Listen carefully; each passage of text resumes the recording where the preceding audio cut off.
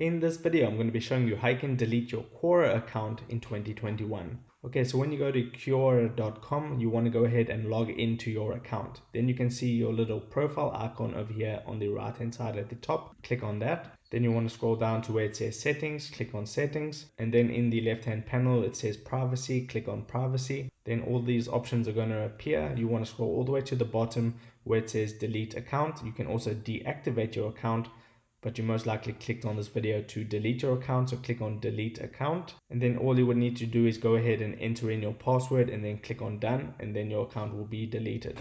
I'm not going to delete my account for this video, but that is the process of how you would delete your Quora account in 2021. If this video helped you out, make sure to hit the like button and subscribe for more. Take care.